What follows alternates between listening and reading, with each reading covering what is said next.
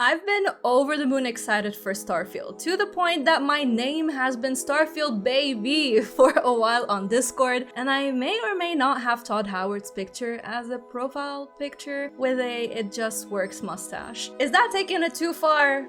I don't think so. But I noticed that I never fully explained why I'm actually excited for Starfield. So let's change that. I'm gonna tell you 9 reasons why I'm excited for Starfield, along with some concerns that I just want to put out and see what you think about them. Hello, you gorgeous human being, it's Miss Bubbles. Squish the like button so we can smack the algorithm right in the face, and consider subscribing if you want some more RPG and cozy gaming content. So the first reason is hands down the exploration. When I come to think of my time with Skyrim and Fallout 4, exploring the worlds evoked a sense of wonder that very few games could replicate for me. So only a few games like, let's say, Witcher 3 or Red Dead 2, which y'all are confusing me with because I don't know anymore if Red Dead is an RPG or not. Some of you say it is, others don't, but that's a video for another time. Regardless, not many games managed to pull me into their world. With the 1,000 planets promised here, I'm not sure what to expect exactly, but I know that we will have a lot to discover. We're aware by now that these are procedurally generated, so I'd like to think of how different each planet might end up being and how different the resources but also enemies are going to be as well. Many of you have said, oh, this is just like a No Man's Sky with the Bethesda branding, but I highly doubt that, and I'd recommend that you watch ACG's video where he breaks down why Starfield is not another No Man's Sky. One concern I have is how lively, for the lack of a better term, these planets will be, and how much of an incentive we will have to encourage us to go and explore more of them. We know that the planets are constructed in a way that is populated with locations to explore and creatures to encounter with different quests, which we'll get into that in a little bit. But leaving the planets for a bit, I'm also excited to check out Aquila City, New Atlantis, Neon City, and the Key, where we'll also find the main 5 factions in this game. We're promised that even New Atlantis is bigger than any city we've ever seen, and what I do know is when I was playing Skyrim, I was amazed by how massive cities like Solitude and Whiterun are and how different they can be in regards to who they align with, the problems they have gone through, the different races they welcome or stay away from, and the abundance of side quests we can find. And this brings us to the second reason I'm excited for Starfield, which is the factions, the lore behind them, and the world in general. We know that there was a colony war 20 years before we start playing the game, and that surely has impacted the relationship between the factions. This reminds me a lot of Fallout 4 and even Skyrim, where each faction has its own agendas, its own affiliations, and its own way of thinking, and it's up to you to decide who you're gonna join. In the beginning, you can do plenty of side quests for all of them, but eventually you will have to choose one ally. So if this is the same in Starfield, it will give us different endings to unlock, and I still have no idea who I'm gonna side with. Let me know if you decided who you will side with in your first playthrough. I, again, have no idea. In Starfield, we have the Constellation,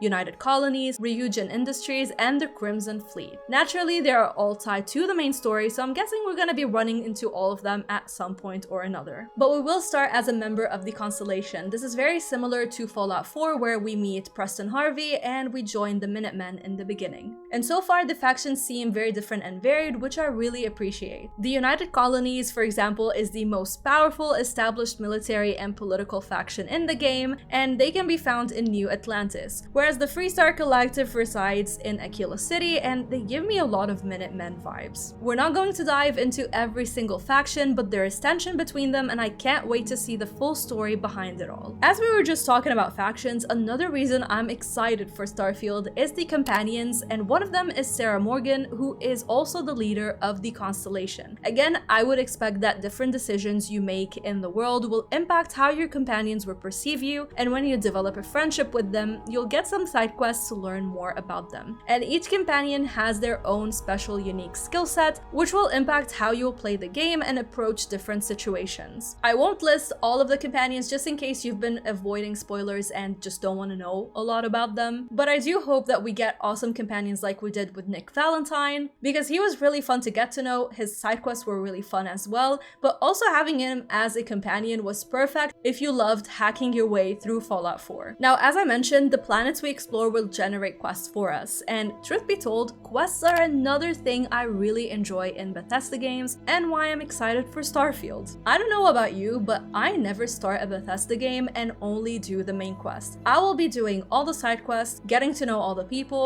go into the different factions, and just spending hundreds and hundreds of hours before I'm even interested in the main quest. So I wouldn't expect it to be any different in Starfield. I know some people hate open world games and how easy they make it to just get sidetracked, but I feel like Bethesda always has fun side quests in store that add a lot more to the lore, so I'm very keen to see them unfold. Another reason why I'm excited is, of course, the character customization and how this ties into their replayability value. While the characters don't look like, oh my god, they're amazing or groundbreaking, they do look a little bit weird at times, it's still awesome to be able to create your own pro tag, because I feel like that's one of the key points that I look forward to in a role-playing game. You can create yourself or another version of yourself, or play as if you were someone else. And the sky's the limit, and being able to customize your character just adds to the immersion. We have around 40 presets to choose from, and then you're free to play around with your skin tone, head shape, teeth, jaw, neck, chin, and so much more. But you can also choose your background, which gives you your starting skills and unlocks special dialogue options that we won't get otherwise. So this reminds me a lot of how Cyberpunk is. If you choose to be a nomad or a corpo or a street kid, this will heavily influence how the world engages with you, but also the different perks that you will get, and it unlocks new special dialogue options. Keep in mind, these dialogue options also give you the ability to unlock new side quests, and this alone again will add to the replayability value, which we can expect to have. You also have 3 optional traits to choose from, which will give you different advantages and disadvantages. Again, this is gonna add so much more fun to our role-playing, making our experiences different from one another. By the way, I'm curious, do you prefer a voiced pro tag or a silent one? I know that in Starfield we're gonna have a silent one, whereas in Fallout 4 we had a voiced one. For me personally, I have no idea. I feel like for me it's like, sure, in Fallout 4 it just had like a different maybe vibe of tone that I would have expected myself to use if I was that pro tag, but also it did not bother me as much as it did to other people. So let me know what you think. I'd love to have a conversation about it. Now, going hand in hand with customizing your character, I'm also excited to choose from 82 different skills which fall into the categories of physical, social, combat, science, and tech. If you played Skyrim and Fallout 4, for example, I refer to these the most because they are the ones that I'm most familiar with and I have a lot of hours in them. You'll remember this skill tree in Skyrim where a lot of us just end up being an archer assassin, or you can remember Fallout 4 and the special skill tree. In the latter, your skills really influence the way you play the game, and it influences those around you. So I would expect to have the same experience here, which will make every play session unique. As we're talking about skills, I also wanted to quickly mention the gunplay and how smooth it looks to be. If you compare it to Fallout 4 or even previous trailers for Starfield, we can see that the showcase in June showed so much more smooth gameplay mechanics. I meant gunplay mechanics, not gameplay mechanics, but gameplay also was awesome. I personally love games like Far Cry, and I feel like adding fluid gunplay from a first-person game to an RPG just goes a long way and makes your playtime much more fun, especially when you're gonna be encountering a lot of enemies and you're gonna be using guns quite a lot.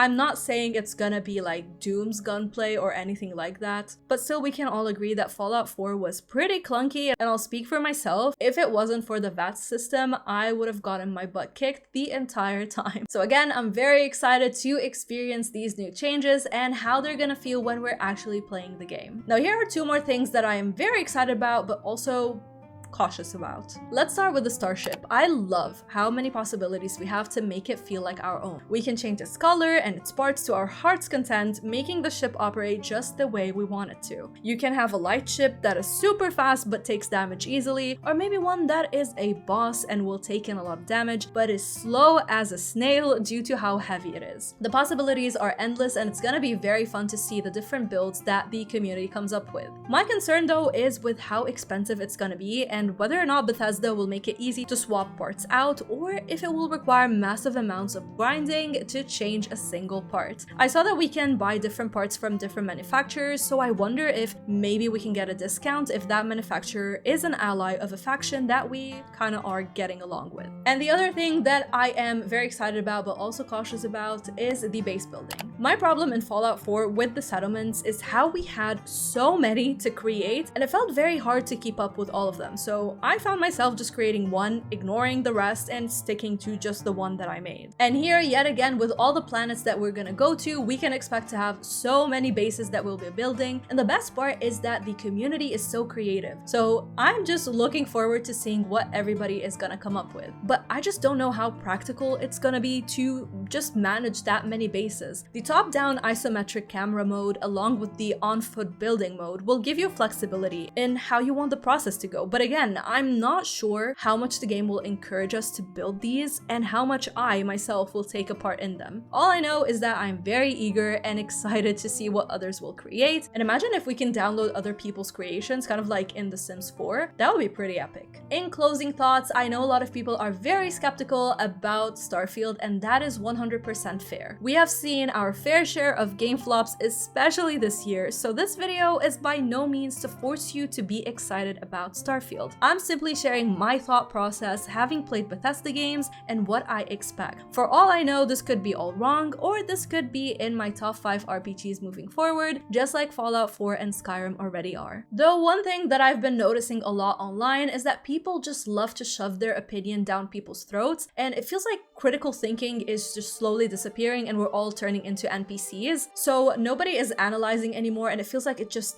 echo chambers everywhere. I really wanted to make this video to invite you into the conversation. I love having respectful conversations with my community, and I would love for you to be a part of it. If you're excited for Starfield, that is great, and I want to know why. If you're not, that's also great, and I want to know why as well. In the end, for me, this is a Bethesda game, and the ones that I played were awesome, with or without mods, apart from Fallout 76. This, though, can be the same reason why you'll hate it if you naturally dislike previous Bethesda games. This was a super fun video to make. I said it before, I'm slowly trying to dabble into RPG videos because I personally adore RPGs, and it would be really fun to just take you on the journey as I get hyped or maybe disappointed by the different RPGs that I play. Thank you to my Patreon and YouTube bubblies who continue to support me every month. Thank you for watching, and a shout out goes to the games I mentioned, Stephanie, Jacob, Steven Dark One, and Jake Logan for going the extra mile. Until next time, stay bubbly.